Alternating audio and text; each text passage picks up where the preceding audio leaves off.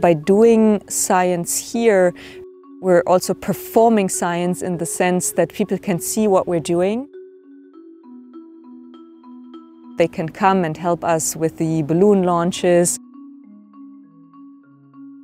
They can see in the hut what we're running there.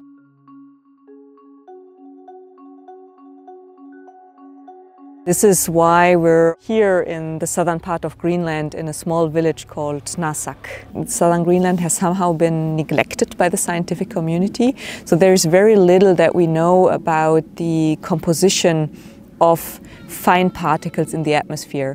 So when the glaciers retreat or when they start melting at the tongue, you might observe that it's brownish, and this is just dust that has accumulated over many, many years in the snow and ice and then is melted out in the summer season. When the glaciers retreat, you have lots of dust plains. We call this outwash plains as well. This dust is extremely fine, so if there is strong winds, it can be pushed into the atmosphere and then travel in the atmosphere. And then these dust particles, they are very good at forming ice crystals in the clouds. Now, if there is more ice crystals, typically what tends to happen is that the crystals will grow at the expense of the liquid droplets. So the droplets evaporate and the crystals grow. Once the crystals are heavy enough, they start sedimenting or falling, and then it's raining. So this is why we want to understand how many dust particles are there in the atmosphere and how well can they form ice crystals. Because if you project yourself in the future, the ice retreats, we have more dust, more outwash plains.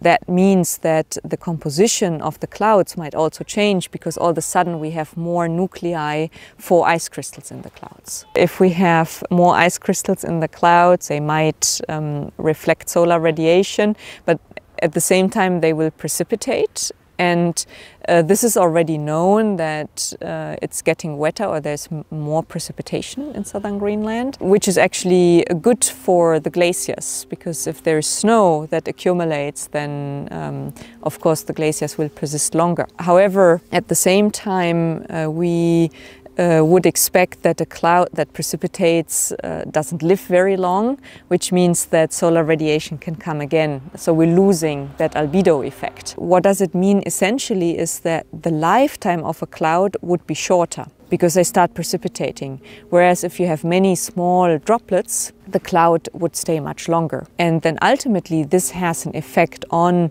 the radiation and energy balance here. So with cloud, without cloud, and the optical properties, or in other words, how the clouds interact with the solar radiation and terrestrial radiation, that will change dramatically if we have more ice crystals or more liquid droplet.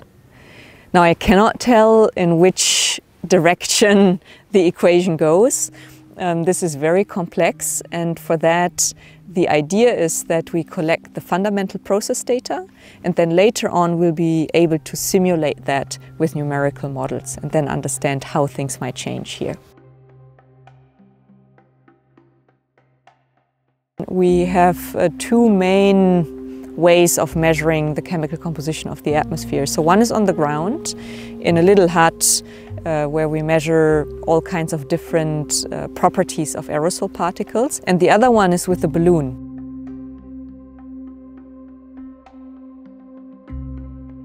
With the balloon, we essentially duplicate what we're doing in the hut. So we look at how many particles there are, their size, do they reflect solar radiation, do they absorb solar radiation, can they form ice crystals, and so on. And together with more information on weather data, so we have a little weather station on the balloon as well, we can understand how this changes from the ground to further up in the atmosphere.